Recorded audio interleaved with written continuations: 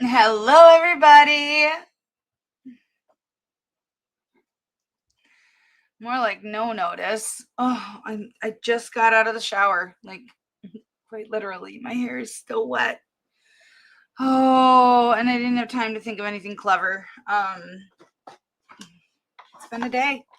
I had to have the cops out here today. The story time in just a moment, guys. I'm gonna give you a couple treats here because she's been an awful good girl. Oh, I did not mean to do that. Please tell me. Oh, I dumped crumbs everywhere. Oh well. Here, have a couple biscuits.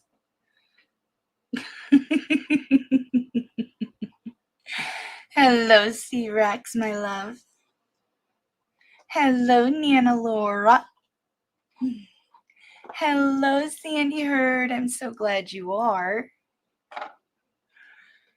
Oh yeah, I had to have the cops out here tonight. It was bad. I mean, y'all have heard me talk before about that friend that I was letting stay with me. We're on and off for the past few years, and I said hi to you. Hello, Mortimer Duke. I love you. And yeah, so yeah, it's been on and off for the last few years. I mean, he's since when the cops asked me how long he's been here, I said I think it was from October, but I think that was the last time that he moved in and lived here for over a year. And I had to kick him out because he was on the phone 24/7 with another girl, a girl from Milwaukee. And I was literally dying. And I had to call 911 to have an ambulance come get me. This was a few years ago. My respiratory system just seized, and I asked him to pack me a bag because I knew I was getting admitted and I wasn't going to get to come home. And he had a temper tantrum about it because he had a cold. And yeah, I got admitted for I think that time it was either 3 days or 7 days. I can't remember which. It totaled 10 between the two ER visits. So anyways, yeah. And I was quite literally dying, and he had a temper tantrum that he had to pack me a bag in the middle of the night because he had a cold and wasn't feeling well. So that should have been my clue not to take him back. So anyways, I kicked him out the last time, and it's been golly, a couple of years since I've heard from him. And he started messaging me in the middle of the night one night that he was sleeping on park benches. He never should have left. He regretted it, and I couldn't just let the dude sleep on park benches. Like, I felt bad for him, right? So I took him back, and we've never been dating by his by his verbiage of dating. He would just live in my house, eat for free, not pay a single bill. He took the garbage out, garbage and recyclables. Like, I haven't had to do that for a long time. If I needed anything, lifted, he would do that. And if we wanted food from somewhere, he would go and pick it up because I still have trouble driving from the accident. Like, it still scares the hell out of me, especially because to get to anything on that side of town, I have to pass that intersection. And so he would always do the driving, but every time he went, I bought his food. So, plus on top of free rent, water, electricity, high-speed internet, and no chores. On top of all of that, he was borrowing money from me. Like I have a ledger that this is only what he's borrowed for, like additional food, clothing, cologne, like, kept ledger the whole time. He's up to $845 as of the 1st, constantly borrowing money from me, and so ungrateful. The day that one of the days that I went to my parents' house to cut down the shrubs that the city was saying were over the sidewalk and I needed to have them cut down. Bandit, you are right on the microphone, baby girl. So one of the days that I went to my parents' house, I asked him if he'd come with. So the morning started off with him going, "Oh, it's going to rain today. We shouldn't go." And I'm like, "It's not going to rain till tonight. We're going." You know, he wanted to stay home and play his video games because that is all he does. All he's ever done. He's a gamer. So it was Call of Duty, some basketball game. I can't even think of the name of it right now. But he would play with his headset on with these like other gamers all over that he's been friends with for like ever. And so all night, all I would hear would be, "Oh, you're selling, bro. You're selling, bro. Oh, you missed that shot. Listen, listen, listen, listen, listen." It was just ridiculous. So, and like it got to the point I couldn't even stand his voice. I really couldn't. He worked one job for about 2 weeks and he quit because the manager was mean. The manager would walk in with a puffed up chest and demand that everybody treat him like a god. And he's just not going to deal with that kind of disrespect. He knows his worth. Anytime somebody says they know their worth, they are severely inflating their worth. Like, that's the truth of it. When someone says that line, they think they're way up higher than they really belong. So anyways, he went to my parents' house, and on the way there, we stopped at Love's, which is a it's a gas station, but a truck stop also, and they've got a lot of merchandise there and stuff. And he saw this Green Bay Packer jacket, and it had like reflector stuff on it, and he really wanted it. It was like $60. And I'm like, "Okay, you're helping with the stuff at my parents' house. Sure, I'll get that for you." And I got him that, and I got him like this 20 some dollar adapter so that his phone would plug into the aux in my van because it didn't use a regular aux cord. So like that's a lot of money for 2 hours worth of work, which is what, he was going there for.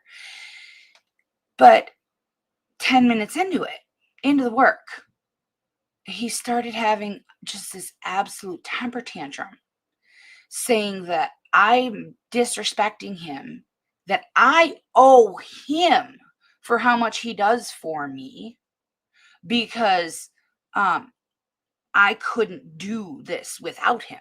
I couldn't survive without him because like he does all the driving in my van that I pay for with my insurance and my gas and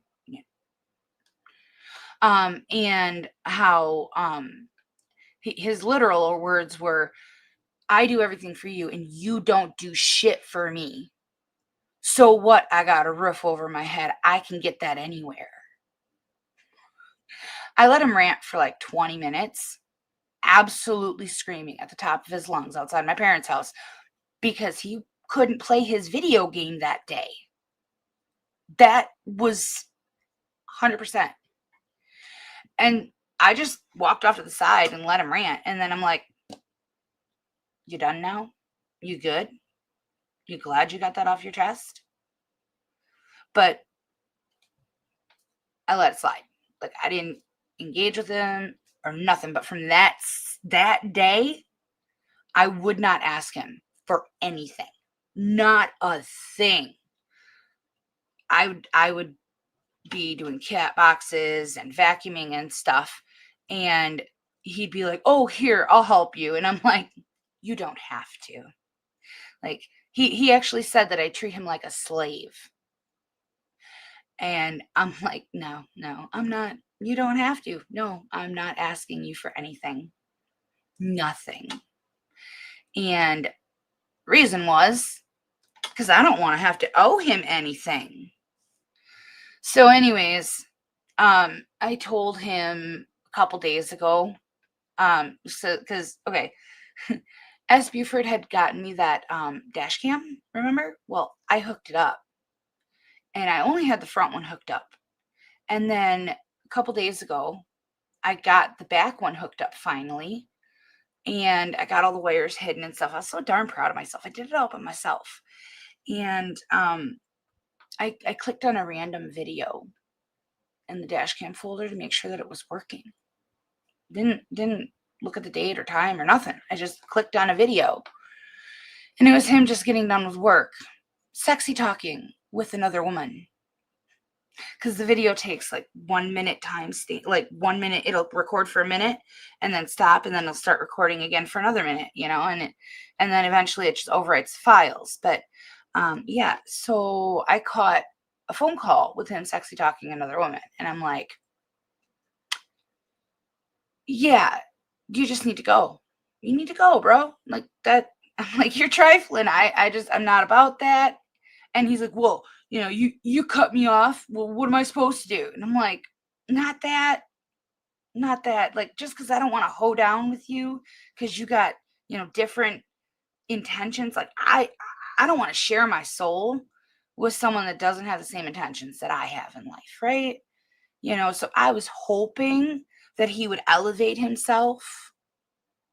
No, no, no, no, no, no. Bottom of the barrel. And so I'm like, 30 days notice, you just go. I don't care where you go. I don't want to know. Just go. He's calling his family members, talking about how I've done him wrong, and how much I owe him. You remember, telling his sister that I'm such a evil POS. Oh yeah, the best part. You want to know why he's getting kicked out? Honest to God, he told his sister, the reason he's getting kicked out is because of Trump. Because this is the bigotry that Trump breeds. I'm like, you are out of what fantasy land do you live in? You are out of your ever loving mind. And I was just laughing about it. Like, whatever. Have your day, buddy. Pack your stuff. Just get. So that was a couple days ago. Tonight, I was sick of hearing his voice. So I went onto the router app on my phone and I turned the internet off for his PS5. I'm a bitch. I'm a bitch. I turned his PS5 internet off. He couldn't handle that. No, he went ballistic. Yeah. It started with him talking to his buddies, called his buddies that he was gaming with previously, and telling them all kinds of names about me. Yeah, all kinds of names. Like, my channel would probably get shut down if I said them. And then he just started screaming at me and screaming and screaming and screaming, and I'm standing there like this, and he starts recording me, and he's like, do you see how you're acting? A 40-some-year-old woman, and this is how you're acting. Like, trying to make it like I'm that irrational one. And I'm like, oh, I'm acting in my house that I have to pay $2,000 a month for you to live off of me. Like, okay, I can act any way that I want. And he's like, I'm taking everything of mine. Everything of mine. I'm like, you showed up with a Walmart bag. Fill it and go. I don't care. You have nothing here that I want. Everything in this house is mine, other than the clothes you came with. I don't care. Just go. Well, that upset him. That really upset him. And he's like, he's like, I'm calling the cops on you. Well, he wasn't actually calling the cops on me. He was having one of his gamer buddies call the cops and give our address and say that they heard this argument and that I was being aggressive. And I'm like, I heard him plotting this. And then he comes on, he's like, just wait, I'm gonna get you the address. And so I said the address as I was dialing the non-emergency police number. And because I'm not calling 911 for none of this. And he was, my daughter was locked in her bedroom. She was terrified of him, absolutely terrified. He's never been physically abusive. He's psychologically and emotionally and mentally and verbally abusive all day long, but never physically abusive. So the cops came and, they're like, yeah, how did he end up here in the first place? Why did you take him back? And I'm like, well, some girl filed DV charges against him where he was living, and he had to get out of town, and called me and said I'm sleeping on park benches, and I felt bad for him. And because I knew the girl's charges were bogus. I'd lay my life on it. He did not do what she's claiming he did. So I'm talking to the cops, and I'm like, we had literally just gotten to the point of how long has he been here? Does he actually reside here? Has he gotten mail here? And he comes storming out of the house screaming, everything she's saying's a lie. She's lying on me. And so there were two officers talking to me, and all of a sudden 3 come up from the side of the house, and they just bypass me and they go straight to him, right up the handicap ramp. And they're like, let's go this way. And and he's like, the officer was like, is that the way he's been? I'm like, yeah, yep. So yeah, and I was like, they're like, well, has he threatened you? Has he hit you? Is it now? I'm like, no, he's not like that. He's not physically abusive. I'm like, he needs to go. And I've given him his notice, and I turned off the internet to his video game, and he lost it. And I don't know what the other cops said to him, but at one point an officer was like, he wants to talk with you. He's got someone who can come get him, but it's not till 11 o'clock at night. So he would like to have a civil conversation with you about just staying here till 11, and then he'll leave for the night. And I'm like, all right, that's fine. As long as, things are settled, that's fine. So I get up the ramp, and the officer's like, okay. He goes, yeah, what? God goes, you had something you wanted to say to her? Like what a big man child. And so he says, yeah, I can leave at 11, but can I play my video game? Really? And like, you could see the cops snickering. The cops were snickering. That was his only concern. Can I play my video game till 11 when they come get me?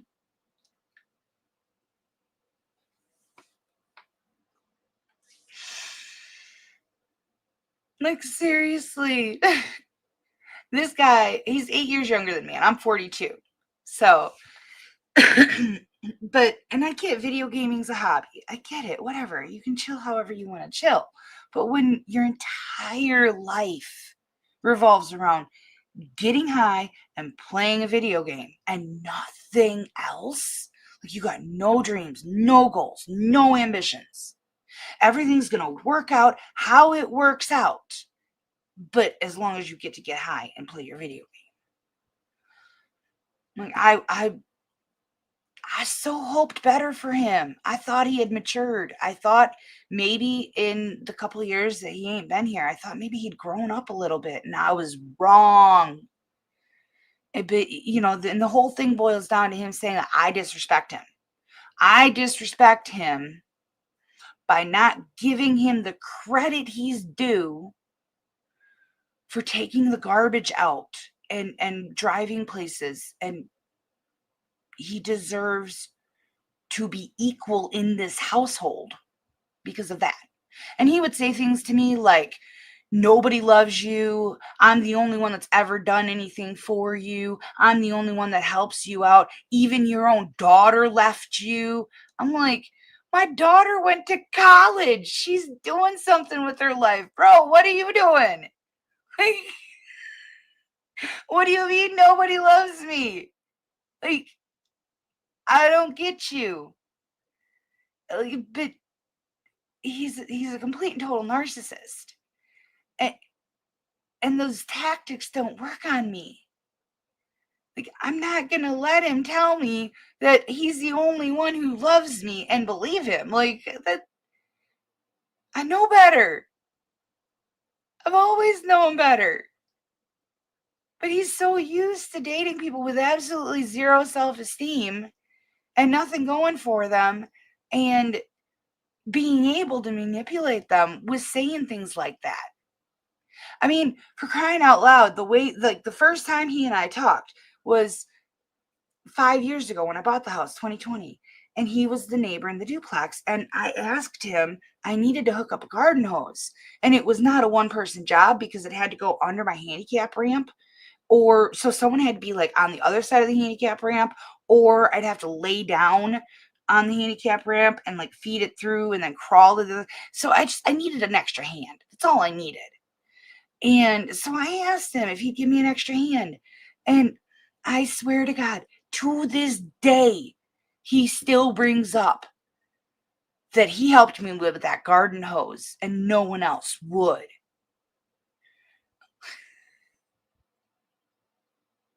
To this day, this very day. You hooked up a garden hose. You didn't save my life, bro. In fact, the one time I was dying, you impeded me being able to leave. So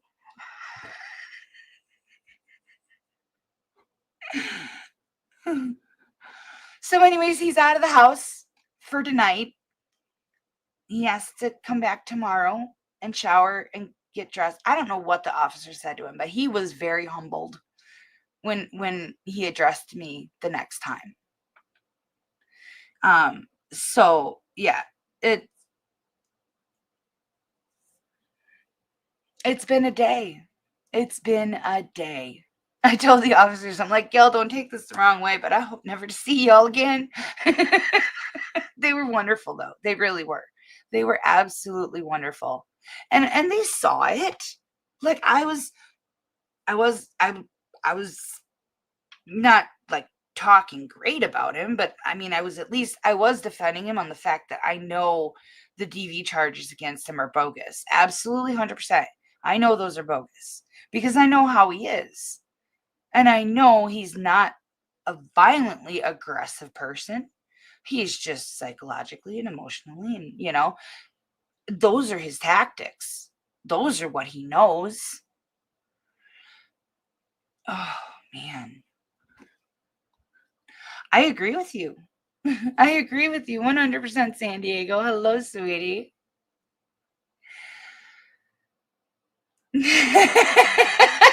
Anytime, baby. Come on. Anytime. He is 100%. 100%. You should hear him talking to his sisters, telling them all of the stuff that he does around here. And the reality is he's vacuumed once or twice. One time he helped him with the cat boxes. He, like I said, he does garbage and recyclables. I don't gotta worry about those. Those are always done. Every day. He takes the garbage and recyclables out every day, whether they need to be taken out or not, which is great. I like an empty can. Okay. And other than that, he drives places, or he'll carry laundry up from the basement. He would do that. He would carry laundry up from the basement. That was it. But he'd be like, I'm always doing her laundry. And I said, you've never done a load of my laundry in your life. He goes, I did the towels. I said, the ones you used? You can't use that as you used them. Of course you're gonna wash them. Like, and then you left them for me to fold and put away. Like, what?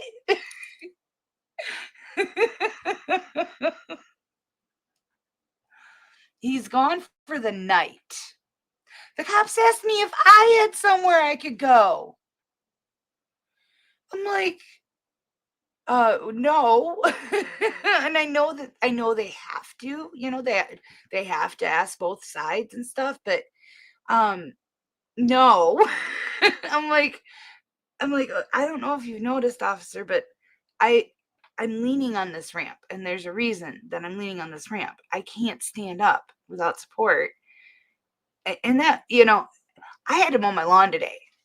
I use my lawnmower as like a walker. I lean on it, it's I just pray to God I don't fall, because it's not intended for that purpose. I just take it really slow. But how can you, as a grown ass man, look yourself in the mirror and his exact words, I know I'm an alpha male. How can you be an alpha male when you got a woman with a busted spine out there mowing the yard while you sit in the house playing video games and getting high out? What? What? 28 days or sooner. I'm like, you ain't gotta wait the 28 days. Like, you can go anytime. And the officer was like, he goes, well, what are you going to do if he doesn't leave in 28 days? I said, well, at that point, he's squatting, and I can go to the courthouse and I can, file a formal eviction. But first, I have to give him this notice, right? I'm like, I'm no legal expert, but that's the way I understand it to go. Please tell me if I'm wrong. He's like, no, you can do that. You can do that. I'm just wanting to make sure that you're done and this doesn't happen again. I'm like, oh, I'm done. I'm done. done. Like, I've been done.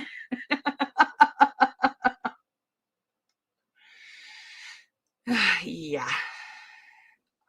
Oh, it's only 8. That's all he needs. It's only 8.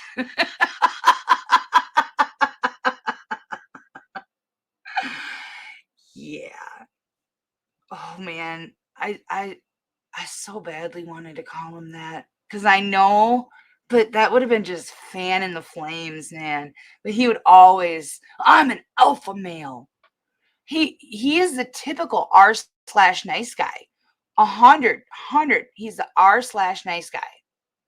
And like, but don't forget, y'all, it is Trump's fault that he's getting evicted.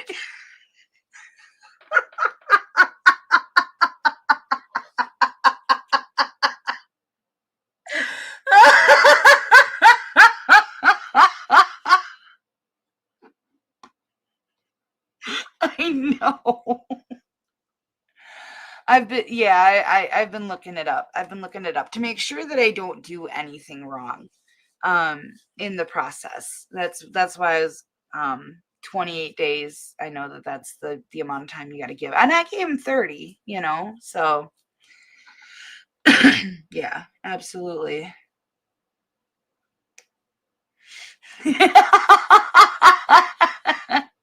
I do have one that says I'm voting for a convicted felon. But then he's no longer a convicted felon anymore, so it doesn't make sense now. No.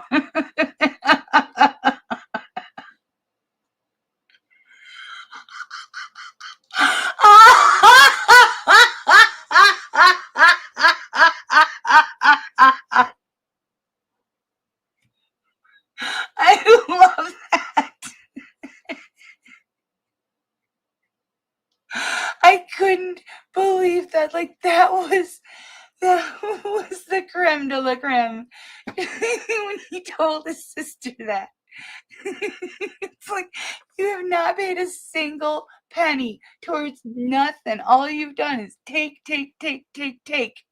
And what you have given, I have had to supply you with to be able to give. You know, if you're saying you're hungry, and I say, oh well, if you'd like, you can go Culver's or wherever, and give food if you ask Kendra what she wants, and then he takes my vehicle, my gas, my car insurance to get food, including his, and we're not just like, I didn't make him get a kid's meal or nothing. I mean, he would get Culver's, he'd get himself Subway, he'd get himself $20 some wings from Pizzone's. I mean, like he wouldn't just get a half pound; he had to have a full pound. like he lived well for free, but I owe him. And I treat him like a slave because I ask him to carry things sometimes.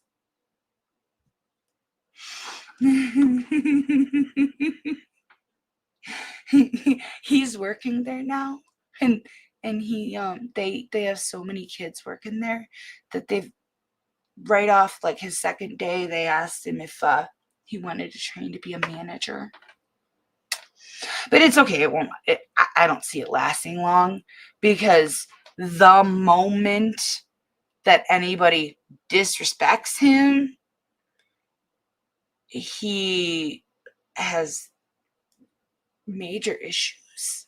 And of course, he always does the, well, I don't want to call it racism, but that's what it sure feels like.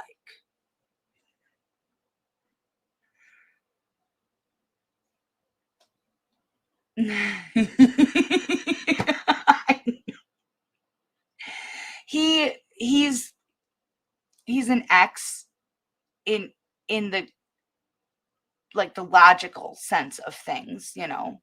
I mean, he would sleep in my bed. He hasn't slept in my bed for a long time. He's been sleeping on the recliner for the majority of the time he's been staying this round. But he's lived with me in the past, and so it I guess you'd best call it a situationship. But I stopped the ship part of that.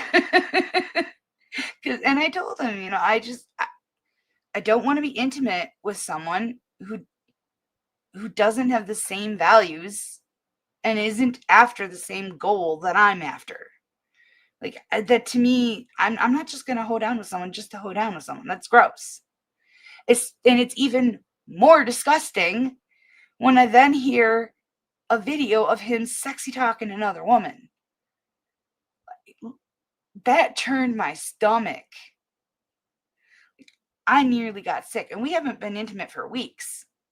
And I nearly got sick at just the thought of it. Like, oh, nasty.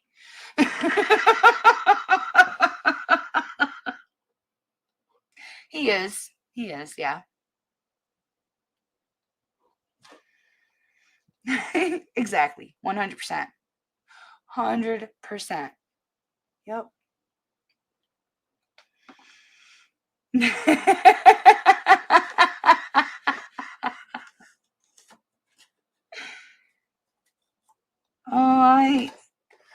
Hey, would you stop? The treats are no longer there, silly. Where's my phone? Oh man, it's on my phone. I have it on my phone.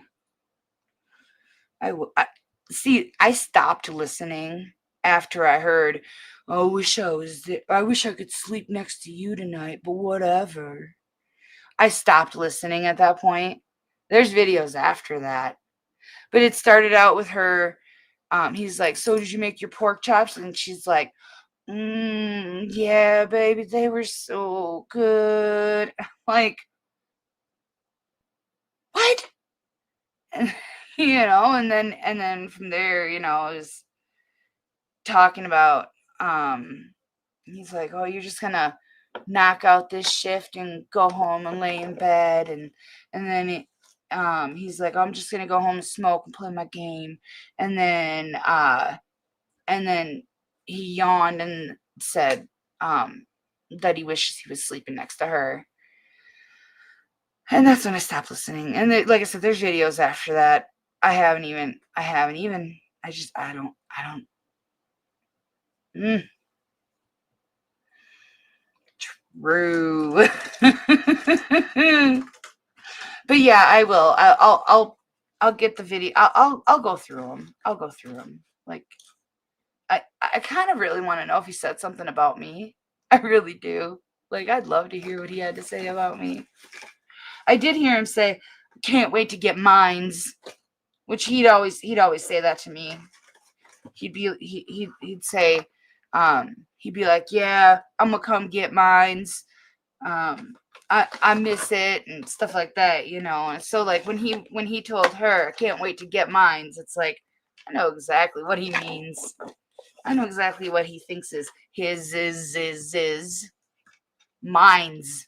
Where did that ever start?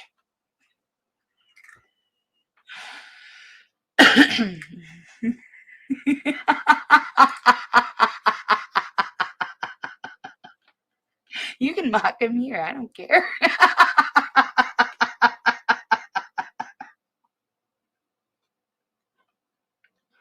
Not gonna lie. I'm not gonna lie. They're eh, quite perfect.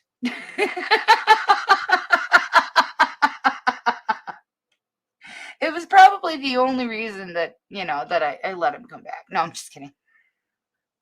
I do remember telling him, um,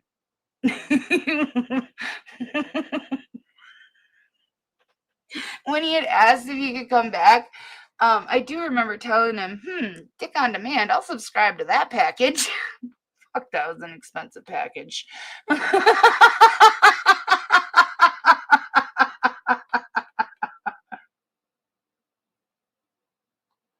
Oh, and he's trying to tell me that there were 8 other people on that call and that they were playing around and I misunderstood.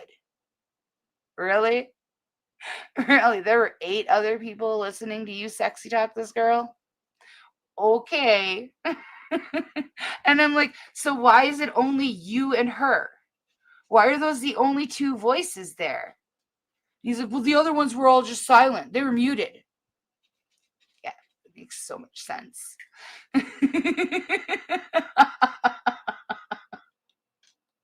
Oh, I won't. I won't. Like, it's not like graphic talk. I mean,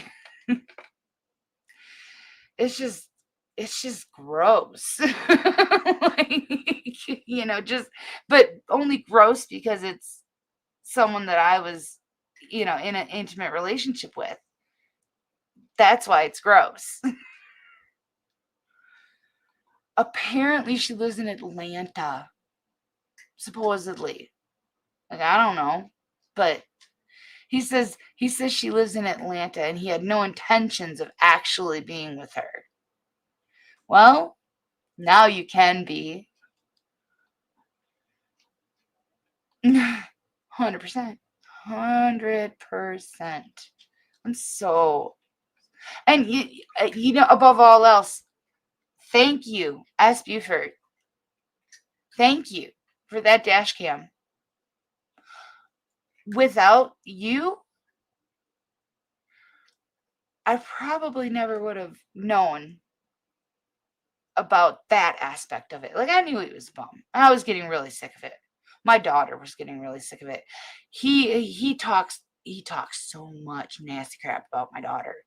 Like, saying how, because you'll know, a lot of you have probably heard me talking about it, that my daughter's recently been diagnosed with a pretty serious disease. And there's other diseases that, like, jump on the bandwagon with that one. Yesterday she slept 14 hours. She physically cannot get up, and it's not depression. It's this disease. And they've now found they believe she has a connective tissue disorder on top of it, which goes hand in hand with this other disorder. So for him to say things about her in a negative manner, and I know the only reason that he's doing it is because, like all narcissists and sociopaths, the point is to drive their victim away from their family and isolate them so that they have more control. I've been in abusive relationships before. It's not going to work on me. I've had men try to drive me away from my daughter before. It didn't work. That's my life.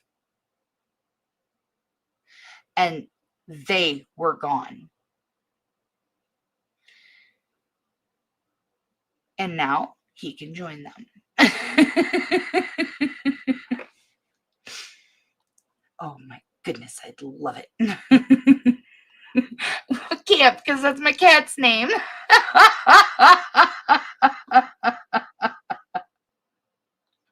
Oh, I agree. I 100% agree. 100%.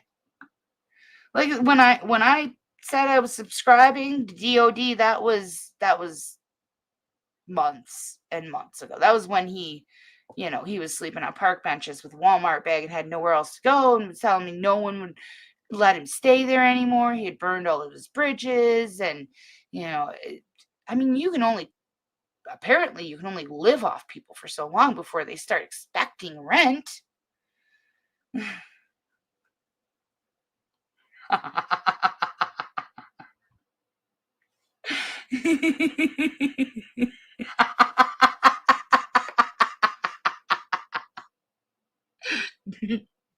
Coin operated boy.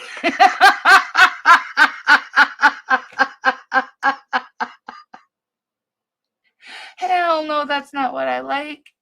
No, I took pity on him.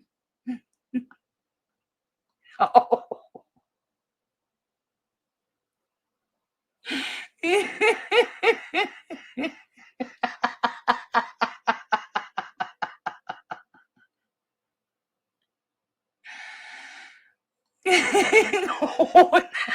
My kid's savage. Oh, she's so my daughter.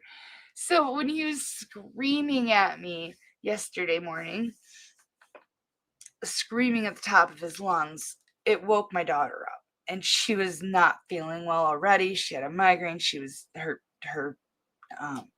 she was having a flare up, and it upset her quite a bit. And she screamed for him, just get out. And he actually had the nerve.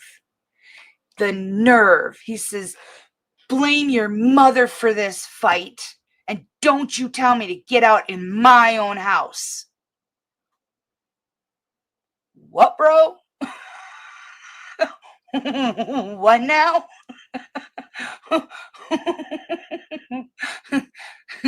Homeless bum say what?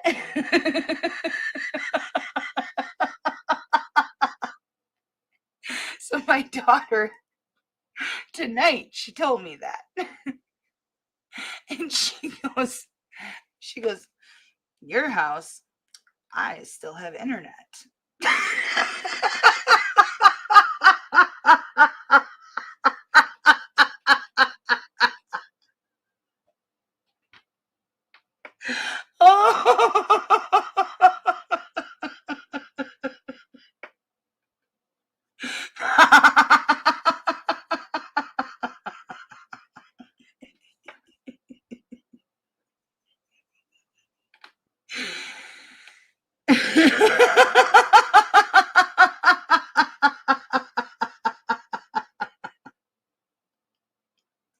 I don't know how it started, but it's a very popular meme where they say, bye, Felicia.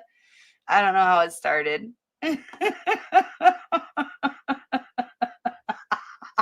That's only because you want to take my cat.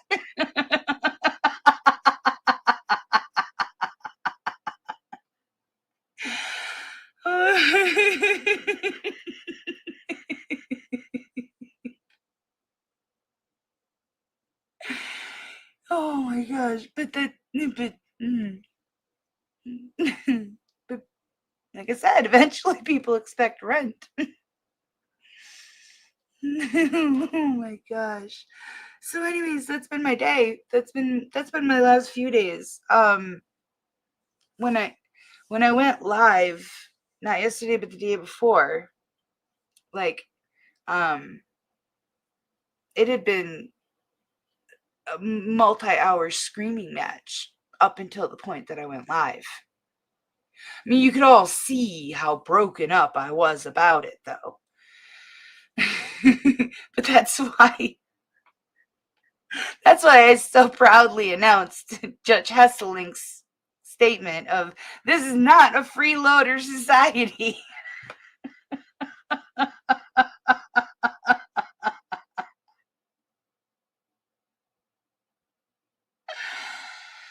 Yeah.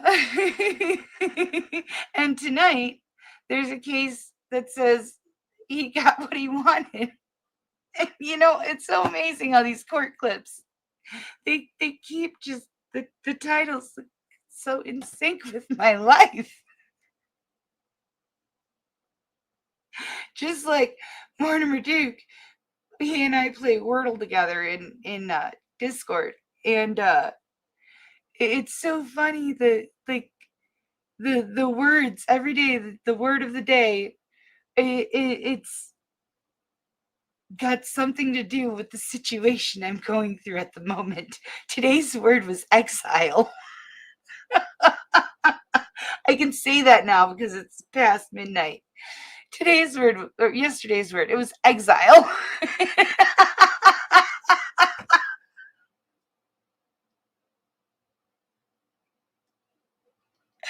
I laughed so hard.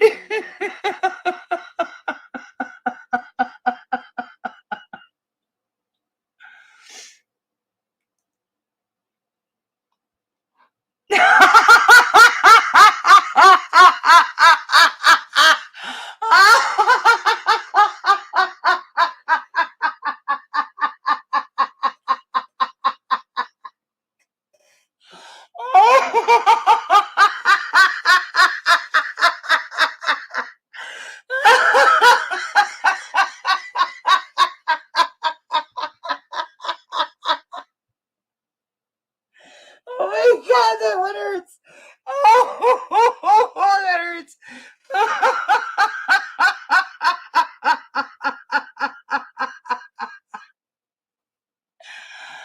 Oh my god.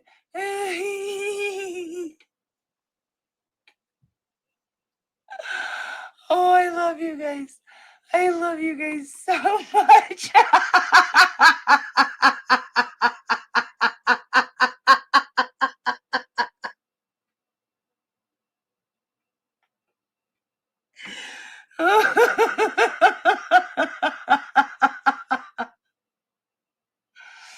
Oh, but don't. Oh my.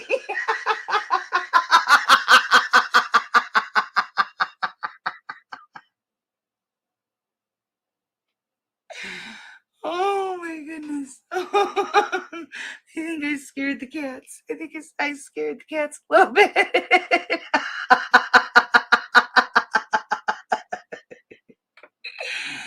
Oh, Earl knocked down the box, knocked over the koala. I think the kangaroo was already on the floor.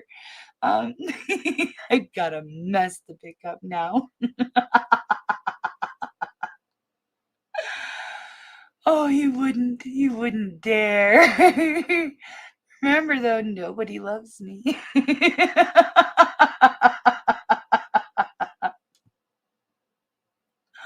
Oh, I wouldn't, honey. I wouldn't. I would never. I'm not gonna let some abusive, narcissistic sociopath bring me down. I know who they are, and I know who I am. And I'm not going to say I know my worth.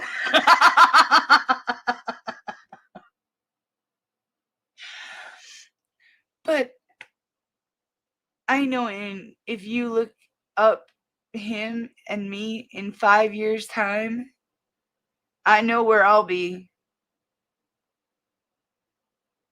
It's not going to be the park bench he's on.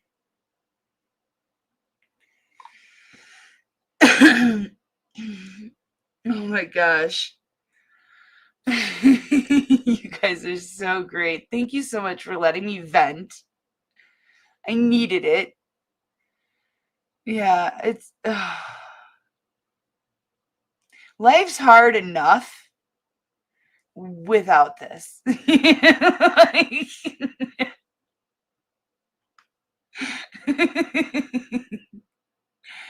but whatever, right? You get through it. You get through it. And you learn. You learn from it. I've learned I will never let him darken my doorstep again. When he's gone, I don't care how much time passes. He needs to lose my number. That's just all there is to it. I will never take him back. It would be akin to shoving a turd back up my asshole. It's not going to happen.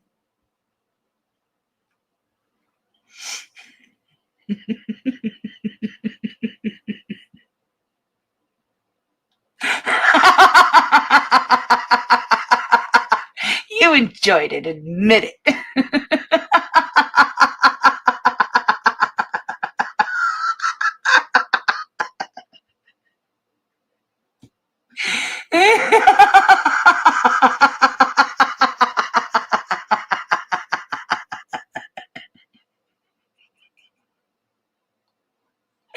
It's just not going to happen. Hi, PH, just sweetie. Hello, Marcotte. I'm sorry for everybody that I've just traumatized. Hello, Michael Psycho 1.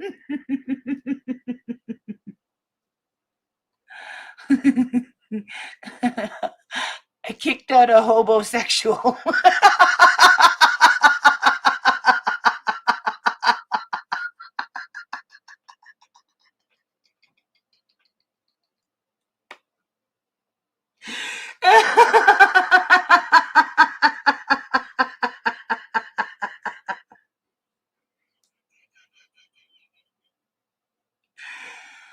Oh gosh. Okay, guys. My coffee is in the other room. I need Kleenex. And I have to pick up cat stuff. I am going to put...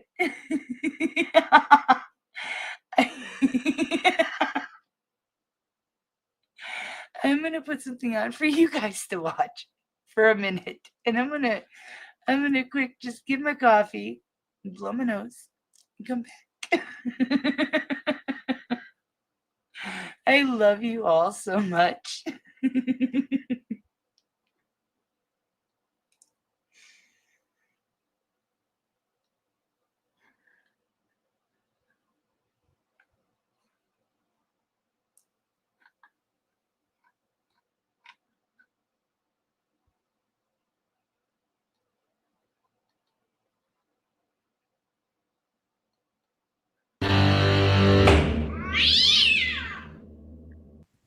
Welcome in the Emmett County Jail. Are you Joseph Cooper? Good morning. Thank you. Are you Joseph Cooper? Yes, Your Honor. Okay, welcome. Then we're on the record in People versus Joseph Cooper. Counsel, if you could restate your appearances, please. Yes, for the record, on behalf of the people, thank you. Thank you, Your Honor. Richard Trush, appearing on behalf of Mr. Cooper. Thank you. So a couple things preliminarily to go over with the attorneys. Number one, we're here for a status conference, so obviously I'm going to hear from the attorneys about what I need to be aware of in terms of status. But secondarily, this point is more to you, Mr. Cooper, and I'm not inviting or asking or allowing any response from you. I'm simply making a statement so that you're aware of the circumstances. You had sent a letter to me that is inappropriate on a multiple number of levels. The first reason it's inappropriate is because you are represented by capable counsel. Because you're represented by counsel, all communications from you about this case flow through and only through your attorney. The second reason it's inappropriate is because it's considered what's known as an ex parte contact. That means you trying to have contact with me outside of the bounds of the communications between the attorneys. My reaction to that ex parte contact then is twofold. Number one, I copy it to the attorneys as soon as I get it. And number two, I really don't pay attention to it at all. I don't pay attention at all because it is the duty of your attorney to file any motions that relate to any procedural issues, any legal issues, any factual issues. In other words, any issue whatsoever at any point at any time. So I'm not going to ever consider on the merits things that you put to me in writing because the law does not allow me to do it. Instead, again, what I've done is I've simply copied whatever you send to my office and I'm giving it to the attorneys. That is also something that you should be aware of. Whatever you state in any letter that's inappropriate is going to find its way into the prosecutor's file that has the potential and the potential of detriment to you and your case. So you should be aware of those things. And in the future, if I ever receive communications directly from you, the same exact thing will apply. I'm going to copy it to the attorneys. I'm not going to pay attention to what's in it. I'm not going to react or make any formal record about it any longer. It's inappropriate, it's unlawful, and I'm not going to consider it any further. Again, Mr. Trush, if you have legal motions, I'll obviously give you time to file them, but I'm not going to hear them just because your client puts them into writing and sends them to my office. Do you have any questions about that ruling, Mr. Trush? I don't, Your Honor. Do you have any questions about that ruling, Mr. Rolla? Not at all, thank you. As to the status of the case, Mr. Trush, then what should the court be aware of and how should I be proceeding? So I guess two things that I would update the court on. We would ask that the matter be docketed for a trial. In addition to that, we do have a motion to file. The motion's been prepared. Frankly, we were just waiting on getting a hearing date. And the holdup was how much time we would need for the hearing. Ms. Nimke had asked us to identify if there was going to be testimony or not. I identified that I didn't plan to call witnesses, but I had a suspicion the prosecutor might intend to call witnesses.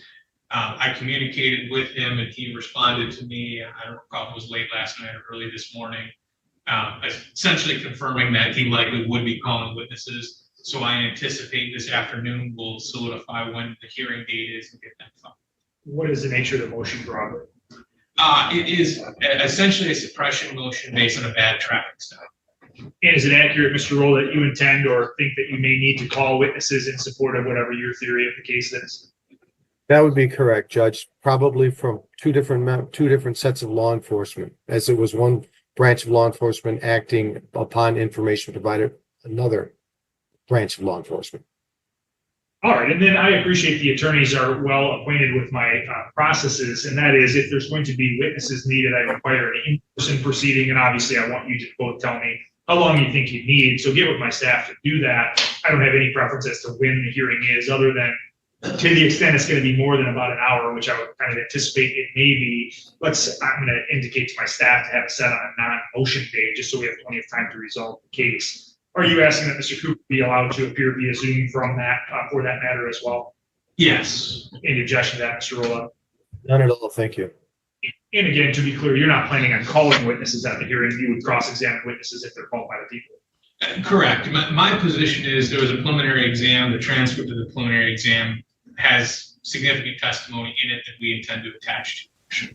And that's fine, and I'll certainly consider that, but even outside of the preliminary examination, is it fair for me to understand that people are still expecting and asking me to allow witnesses to be called in addition to the prelim? Yes, Your Honor. In fact, there might also be a video as well.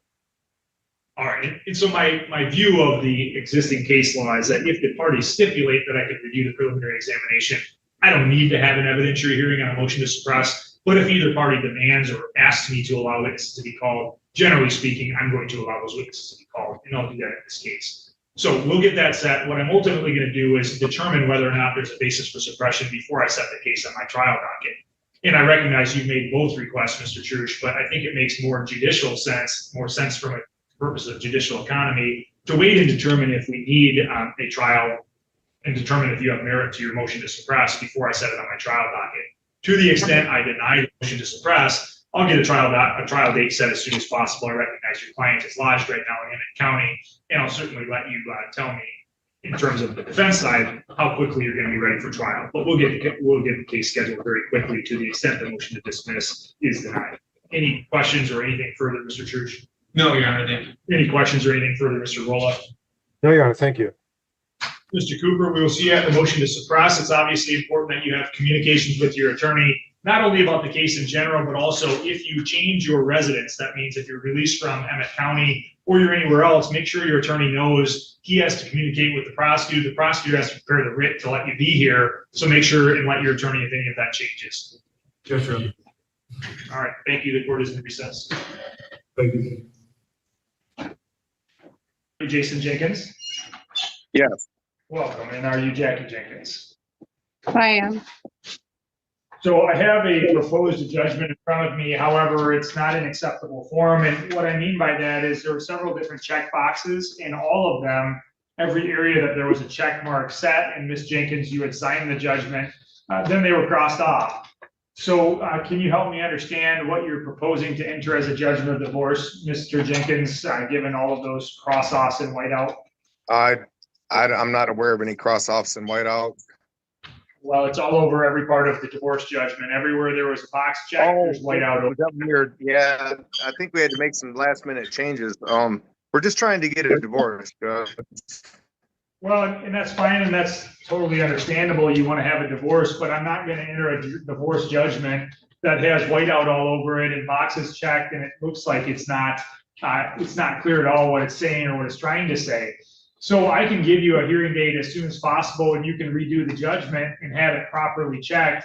Then I can enter it. But what I need to have is a clear and unambiguous judgment to enter, not one that has whiteout in different lines across it. So how long do you need to get that judgment of divorce updated and proper, ready to get entered? I'm not even aware of what's not up to par. What's not up to par is a judgment that's being attempted to be filed in a court file that has whiteout all over it. Yeah, I'm not even, do I have that document? I don't know what you have. I only can tell you what I have in the court file. There's a proposed judgment of divorce that's full of whiteout.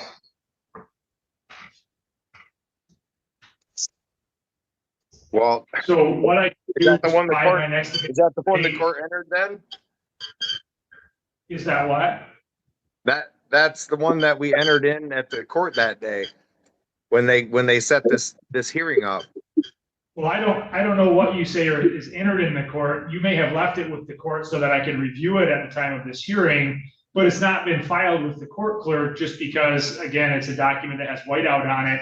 That's not generally acceptable. And the reason is, I'm not trying to be difficult, but the reason is if I allowed documents that had whiteout on them to be filed, then anybody could come in and just change a document that's in a court file by whiting it out.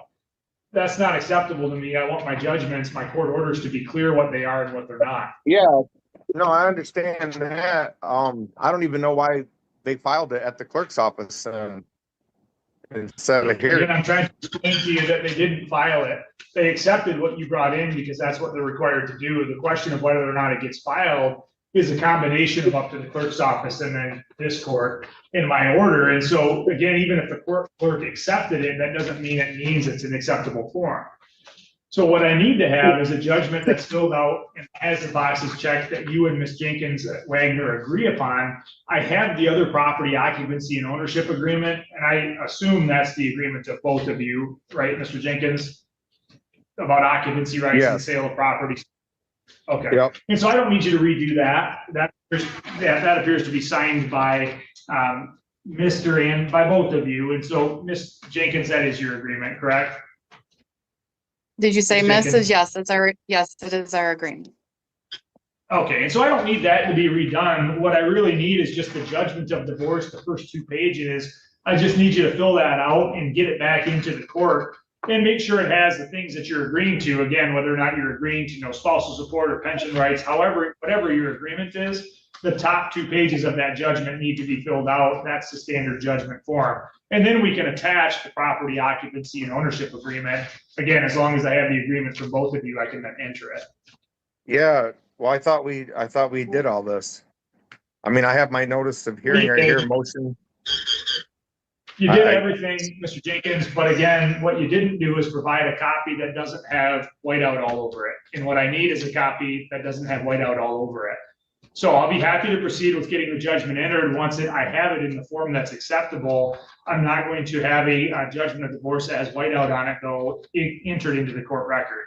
So once you get that updated, I'll have a new hearing. My staff will send out the next available date. I promise it'll be as soon as I possibly can have it set. I recognize you're ready to get divorced. I recognize that otherwise it looks like you two have an agreement, and I'll facilitate that, but We just want to get it legally done.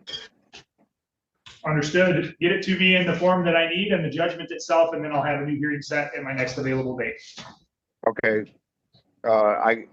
Will they have a copy of what's unacceptable at the courthouse when I go up there? Because I don't have that piece of paper.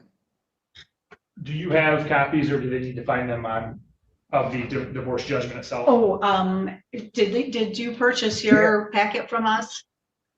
Yeah, I have all my paperwork, and I don't have anything that's whited out. All right, so the clerk's office is indicating you can get another copy of that judgment itself, just get it filled out, get it signed, and then I'll have a hearing where I can take some brief testimony from each of you, and we'll finally be able to finalize everything. Thank Okay, you, Judge. thank you. Don't know. How much you want to bet what was turned into the court with all the whiteout on it? It doesn't match his. How much of a surprise do you think that man's gonna have?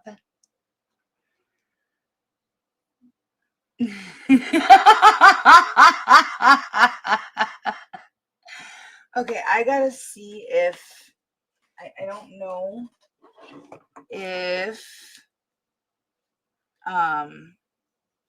plugging this in, I don't know if my phone is gonna allow me access. Let me check. All right, so I got my phone plugged in. Oh, let me hide the comment.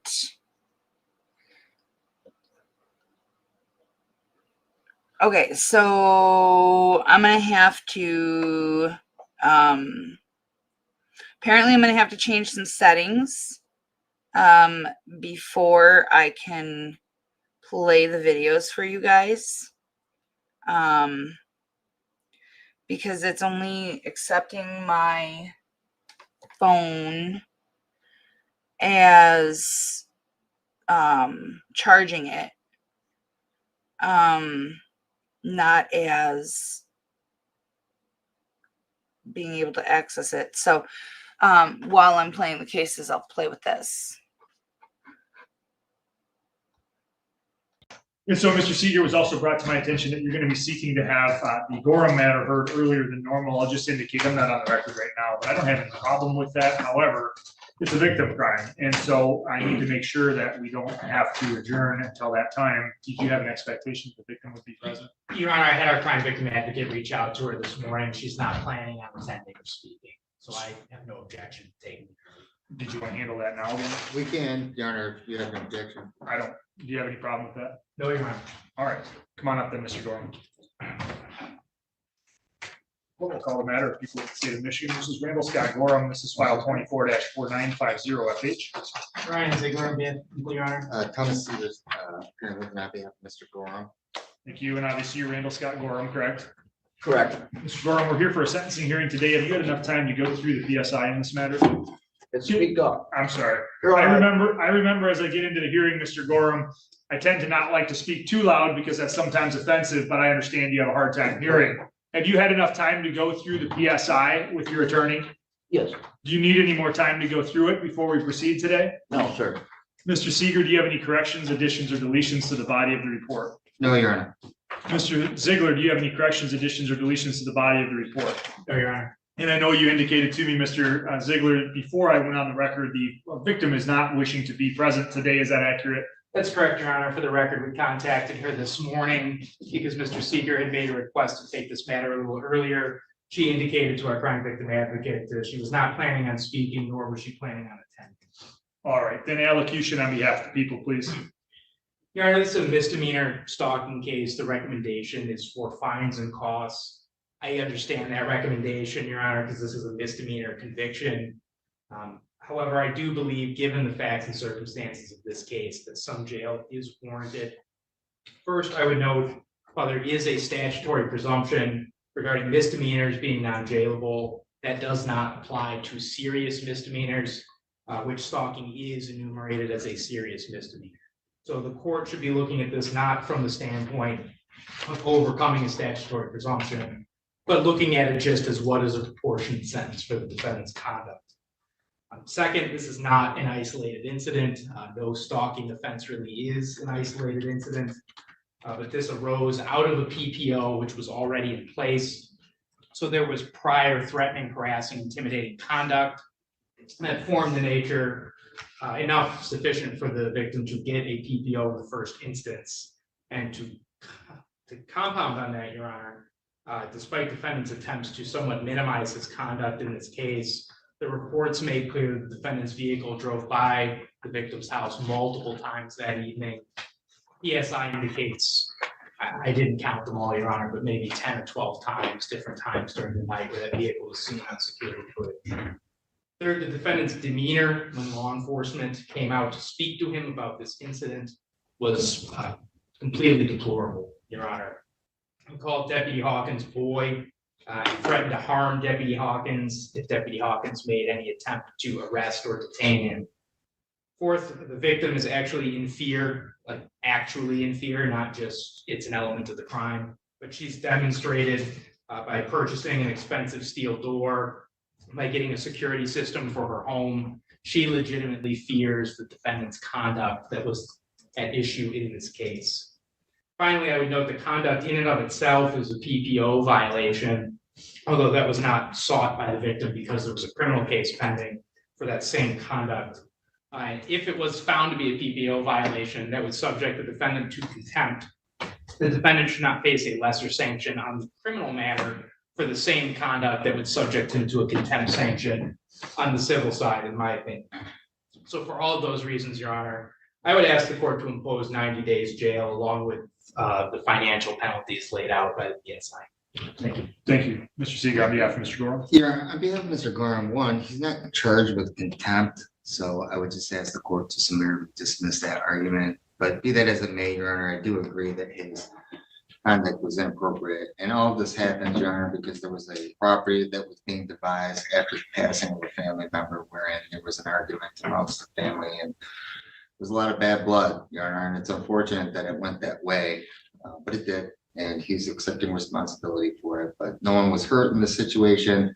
There continues to be an active PPO. I've admonished him. I've generally told him that, look, so long as there is a valid PPO, you cannot have any contact with that particular individual, which he understands. Clearly, I can't generally say that he didn't violate it because that was the sum and substance of his plea. But be that as it may, Your Honor, he doesn't have a long, extensive criminal history. It's been reduced to a misdemeanor. It's a family squabble. It's better understood now that you need to observe the tenets of the PPO.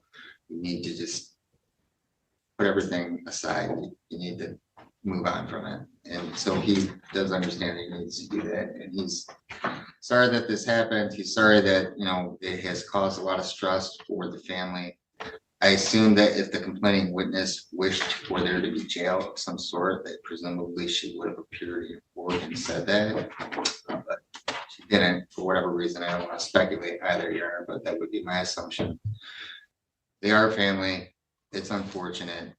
I don't really know what else to say other than Mr. Gorham understands that going forward, he can't have any contact with her. Maybe at some point in time, their family is able to heal and they can, be family again, but at least in this moment, they need to be separated, and he understands that. So he won't be driving by her house. He won't be having any contact with her. He won't be doing anything relative to the property. It is what it is. And if there's some kind of redress that he needs to make somewhere in time, I guess that would be through the courts, not unilaterally acting on his own accord. But he is remorseful for what happened, primarily because, they're still family, and families do have disagreements. Families do have squabbles, unfortunately. He's just asking the court to follow the recommendation. He does not have a long, extensive criminal history. It's not likely that he would reoffend now knowing, what's likely to occur. Thank you. Mr. Gorham, was there anything that you wanted to tell me before I impose sentence? Yes, I'm sorry that things went like they did, and I won't harass my sister no more. Yeah, I didn't want it to come out this way. That wasn't my intentions at all. I handled it wrong.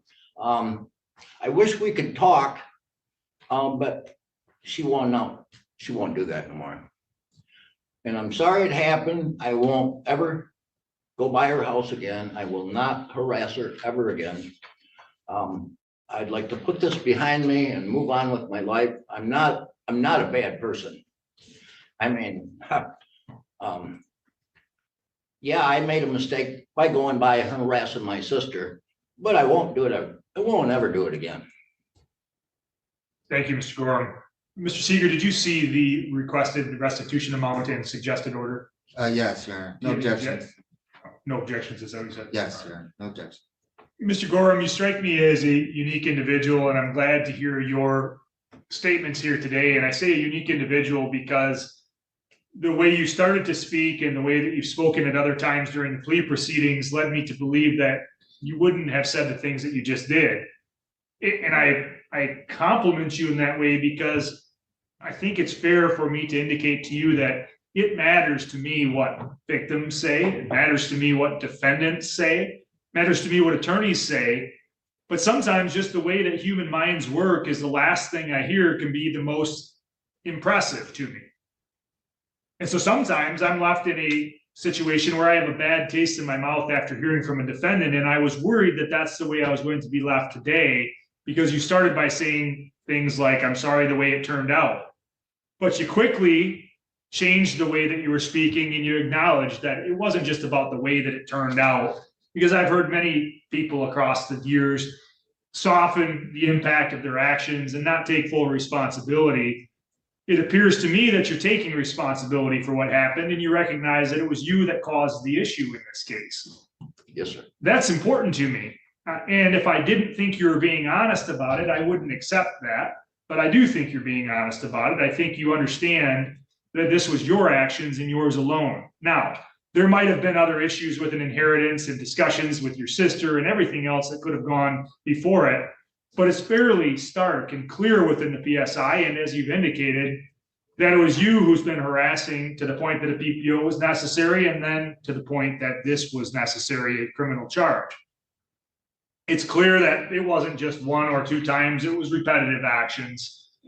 And the fact that you were so disruptive and really showed a lack of respect to the law enforcement officers when they respond is also significantly unfortunate. Law enforcement officers, as you probably know, have a very difficult job, and they get thrust into these types of situations on a daily basis. Fights between siblings, fights between spouses, and to have them have to go through additional stress because of the way you act is unfortunate. Not everyone has respect for law enforcement. I think that needs to change because law enforcement serve an important role in our society. I note and recognize that you're 65 years of age. I note that your last criminal conviction of any nature was 17 years ago. It was an OUI. The last one before that was 27 years ago, also an OUI. I also note that in this case, you served 2 days in jail at your initial arrest until you posted bond. Likely, to me, that is clear that that means you were arrested at night, you posted bond the next morning, but that entitles you to 2 days of jail. I'm not convinced that here I need to impose more jail because I am convinced that you are taking this seriously. And I further hope to impress upon you that if you're back for violations of the PPO in the future, I can assure you, for me, if it's me, it's not going to end with just a discussion. So as long as I'm clear that you understand that, I'm content to have this case resolved today with the jail you've already served and with fines and costs. But you heard the prosecutor's articulate statements, I hope, and I hope you paid attention to them. Because not only does that reflect how he'll likely argue again in the future, if not more strongly, but it also probably indicates to you that he is not going to hesitate to issue additional charges if they're warranted. when it involves you and your interactions with law enforcement or your sister or anyone else. So I hope you listen to that. I do find it appropriate in this particular case to issue a fines, costs, and restitution sentence. I will order that you serve 2 days in jail with 2 days served. I'll order that you pay restitution in the amount of $157.94 in full to the Kalkaska County Clerk's Office for the use and the benefit of your sister. I'm not seeing quickly the name that I need to have. I'm sorry. Kelly Gorham. Kelly Gorham, thank you.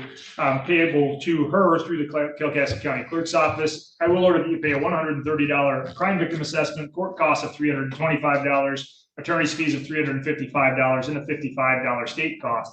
Is that a typo? Should that be $68 as a state cost for a misdemeanor? It should be 53. 50, it's 68 for a felony, 53 for a misdemeanor. Yeah. All right, so I'll So adjust that down to $53 state cost. Mr. Gorham, those fines, costs, and assessments by state law are due today. If you can't pay them within 56 days of today's date, a 20% late fee gets added on. What's a reasonable time that you expect to be able to pay those fines, costs, and restitution in full? I'm gonna pay them right when I leave. All right, you might, and I appreciate that. You might have to wait a little while until it gets entered into the system. Sure. But I'll just make a requirement then that you pay within 7 days. That way we can get it updated into the system and then you can get paid in full. You do have the ability to ask for leave to appeal. If you wish to do that, you need to make a request to the court in writing within the next 21 days. If you needed a court-appointed attorney to assist you with that application for leave to appeal, you need to make that request to the court within the next 14 days. Do you understand those options for appeal? Yes, sir. Do you have anything further, Mr. Seeger? No, Your Honor. Mr. Ziegler? There you go. You're all set for today. We'll get a copy of the judgment of sentence to you in the mail. Thank you. Thank you. Mr. Hugaboom, are you able to see and hear the court? Yes, thank you, Your Honor. All right, thank you. Is your client, Mr. Cronin, is he at the SLF hearings 1? That appears to be Mr. Cronin. So the court will be on the record then, and we'll call People versus Kyle Richard Cronin. This is file number 24-4931FC. Your Honor, Ryan Ziegler on behalf of people. Thank you. Counsel, if you could place your appearance, please. Good morning, Your Honor. Diane K. Huggleboom on behalf of and with Mr. Cronin. We both appear virtually today. Okay, thank you. And obviously, sir, you are Kyle Richard Cronin, correct? Yes, sir. Good morning, Your Honor. Good morning, Mr. Cronin, and welcome back. We're here today on a motion for a new trial. I've had a chance to review the totality of that motion. There's also been a brief in support of it, which was fairly detailed in terms of what the claim was and the support that's being offered, at least by way of the argument. I've also had a chance to review the response to the defendant's motion for a new trial. And of course, I'm very familiar with this case. I proceeded over the entirety of the proceedings at the circuit court level, including the trial, of course, the sentencing hearing where Mr. Cronin was ultimately represented by counsel after he made that request following the jury's verdict. And so I'm familiar with the background circumstances. Because I'm so familiar with the background circumstances and because the briefs are as good as they are, I'm not in need of oral argument. So I'm just exercising my discretion, and I'm dispensing with oral argument under MCR 2.119E3.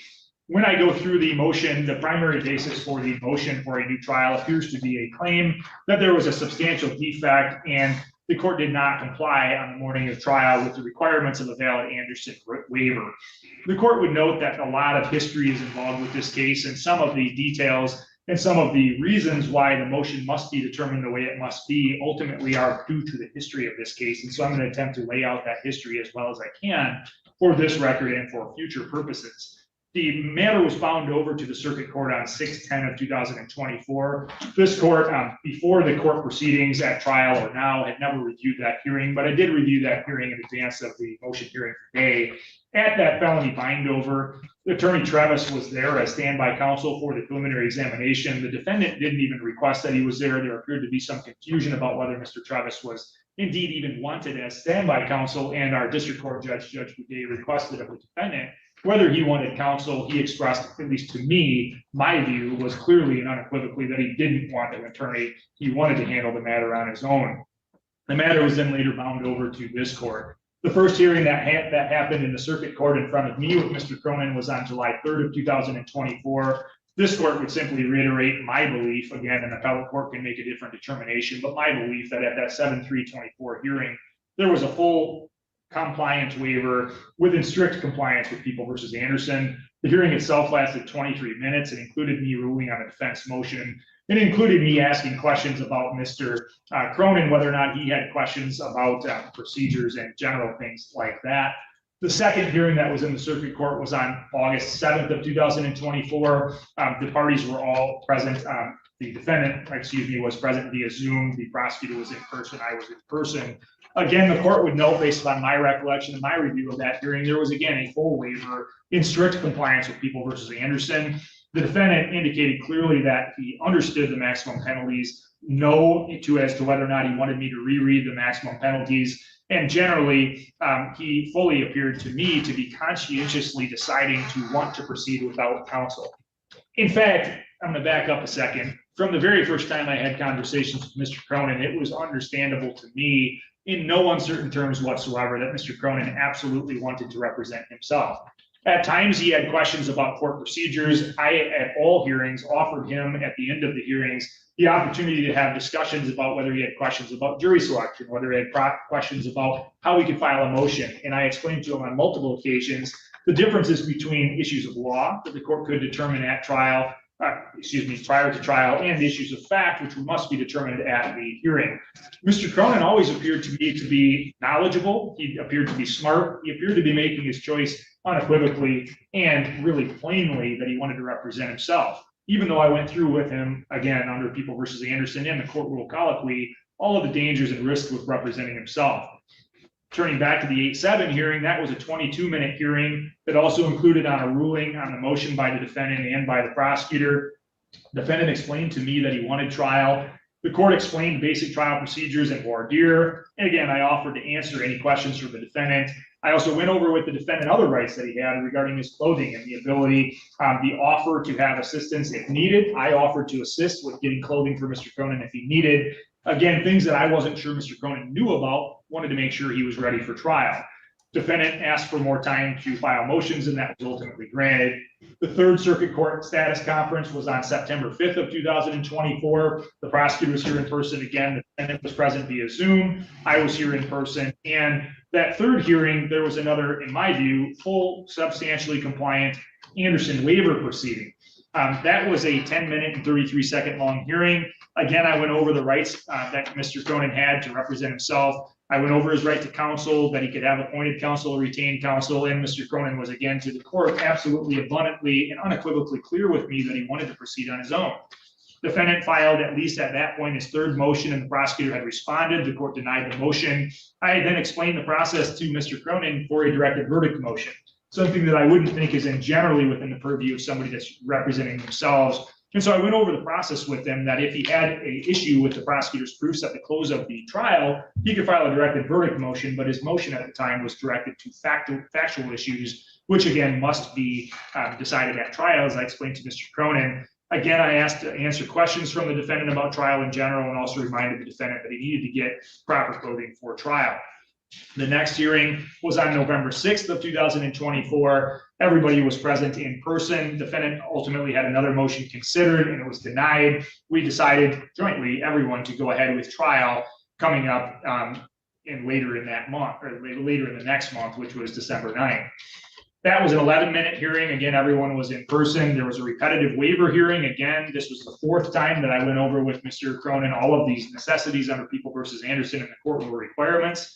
All of the mandatory minimums for each charge. I went over the risks again with him, asked him if there was any question in his mind if he wanted to continue representing himself. And the clear, unequivocal, knowing answer by Mr. Cronin was he wanted to proceed on his own. I denied ultimately his motion. I ensured that defendant had clothing for trial and asked him again, as I had in all prior hearings, if they had any questions about trial processes or procedures to make sure that Mr. Cronin was able to represent himself. I would also note that at all times, I did not ever make a finding that Mr. Cronin was difficult. He was never disrespectful. He always appeared well prepared. He always appeared willing to understand that the court had to maintain dignity and solemnity during the trial proceeding. And I never had any concern about his disruption in trial. And that was borne out during the trial. Mr. Cronin was respectful at all times during trial, appeared well prepared, questioned witnesses. It was never disrespectful. I didn't have to take any breaks to discuss issues of decorum with him, as I sometimes do with defendants who represent themselves. And so I at all times made the decisions and the determinations that Mr. Cronin could represent himself it would not unduly inconvenience or hurt the court in its business. And I was able to express all of those things clearly and cleanly to Mr. Cronin throughout. The Fifth Circuit Court appearance was the trial, the jury trial on December 9th of 2024. And for contextual purpose, it's important to note how the Kalkaska County Circuit Courtroom is set up. On the morning of trial, the court has zero communication with parties or attorneys. There are times where the attorneys would ask to approach and have an in-chambers discussion. If that happened, I would make a full record of what was discussed on the record. But in this particular case, Mr. Cronin's representing himself. I would not entertain having an in-chambers discussion. And I didn't in this case. And what that means is I require, as I told Mr. Cronin and Mr. Ziegler, everybody has to appear here in the courtroom. Everybody needs to be ready to go no later than 8:30 on the morning of trial. And that's exactly what happened. Mr. Cronin was dressed as he was entitled to be in regular clothing. Mr. Ziegler was here on time, and at 8:30 in the morning or somewhere thereafter, I came out on the record. By the time I come out on the record, the entire jury panel is present. And while it was abundantly clear to the jury panel from the word go that Mr. Cronin was representing himself, my discretion was exercised to not highlight that matter. I did not want the jury to take a negative impression from Mr. Cronin, the fact that he was representing himself. And so rather than going over at the very start of the hearing when the entire jury panel was present, the specific requirements that are outlined and argued to be a substantial defect by defense counsel, I chose instead to have the jury process start. I had the benefit of knowing that at 4 prior hearings, there was a full compliant Anderson waiver. And I had the benefit of seeing and discussing with Mr. Cronin in each of those hearings and understanding with no uncertainty that Mr. Cronin was not only requesting to represent himself, but was doing so knowingly and with full knowledge of the risks that are imposed or the risks that were impressed upon him by me at each and every hearing. So this was not something that was not done, that was done on a whim. It was done purposely, intentionally by the court to try to protect Mr. Cronin's rights, to not have a negative inference drawn about him representing himself. Once there was jury selection, the court immediately, once the jury was excused and the rest of the panel was gone, again went over the basic requirements with Mr. Cronin. There was no confusion. There was no misunderstanding that the court noticed on Mr. Cronin's behalf. Mr. Cronin was explicitly clear once again, as he always had been at every point at the trial court proceedings, that he wanted to represent himself. The only time that ever changed was after the jury's verdict. He asked for appointed counsel, and I appointed counsel as soon as he made that request. There was no ambiguity in Mr. Cronin's desire to proceed forward. Mr. Cronin had had full Anderson waivers on 4 separate occasions in the circuit court before his jury trial. And the only reason that the court chose to operate in the way it did was, again, to protect Mr. Cronin from any adverse inference that the jury may have been able to or may have thought about reaching. The jury trial concluded. Again, Mr. Cronin asked for counsel. He was then promptly appointed counsel and had counsel at the time of the ultimate sentencing hearing. So with all the benefit of that background, any defect that's claimed by the defense is harmless beyond any standard, because Mr. Cronin at all times fully understood what he was doing and why. It is, to the court at least, abundantly clear that Mr. Cronin is a smart individual. He understood what he was doing. He asked me to allow him to represent himself. That's a constitutional right. And the court at all times, other than the one minor issue at trial, specifically went over explicit requirements under People v. Anderson and the required court rules.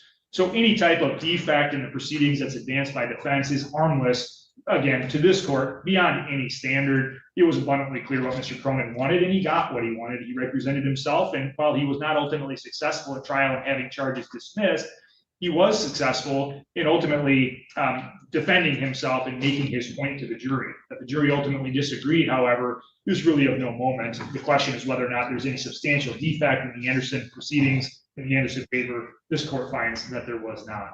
What I need ultimately then is an order that just states, for the reasons stated on the record, the motion for a new trial is denied. Can you prepare that order, Mr. Ziegler? I will, Your Honor. And do you have any questions on behalf of the people regarding the court's analysis on any of the points?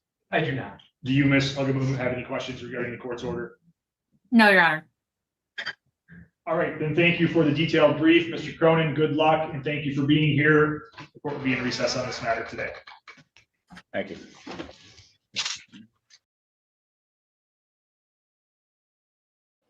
So he tried to represent himself, failed. Apparently he didn't do too bad of a job, but he lost his case. And then he wants to claim that, the judge didn't follow the rules, and by giving him the warnings the day of trial in front of the jury. Yes, baby girl, mama's girl. Oh, the mystery of where the collar and the bandana came from was solved. So I get a text from Palmy. God, I love that man. Amanda and Adriana, two of his employees, they noticed that he never buys anything for the cats. And so they decided to use the employee or the business account, and they ordered the kitty cats collar and bandana. The bandana, as you can see, fits Ava. So Palmy was like, I don't know whether to call and bust their chops over the weekend, because it's the weekend when he figured all this out. He checked the business account, and there was the Amazon purchase. Yup, with pictures. He's like, I don't know whether to bust their chops now or to wait till Monday, but I'm not even mad because Ava got the bandana.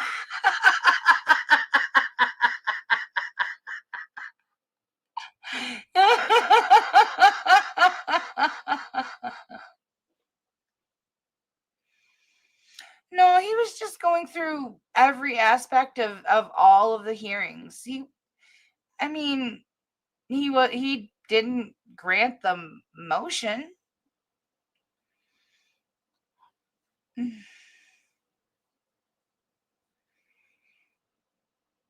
Yeah, I know. Over and over, every single hearing. And with the same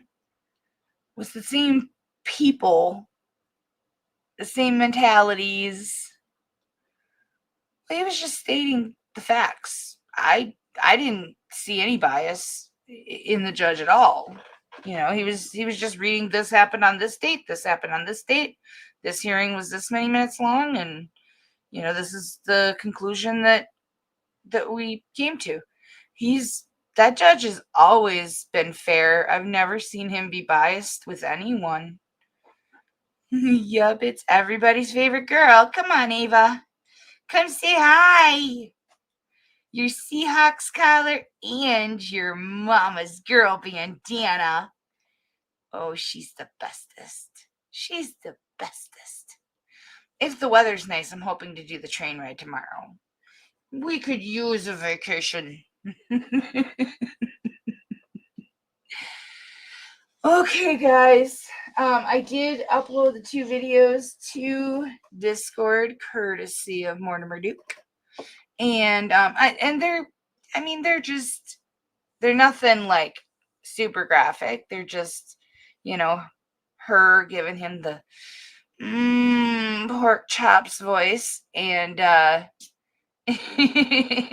and him saying, that he wishes he could sleep next to her, But I'm gonna go through the dash cam videos, and I'm gonna see if there's more. So yeah, updates coming. Thank you guys for coming out and listening to me rant about my day.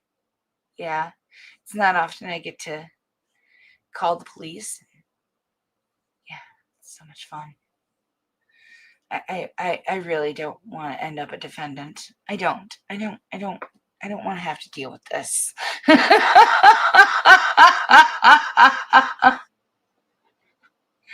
I love you too, Mama. Mama Nana Laura. I love you, Dana. I love all of you guys. Thank you guys for everything. Everything. Always. What she said. I think somebody has to go potty. You gonna go outside? Yeah. Okay. Oh, and I've missed you. I saw how many hours you're working. Oh my goodness. Thank you for stopping in. That makes me feel honored that you're putting in all those hours and you're probably dead tired and you still make time for me. I love you.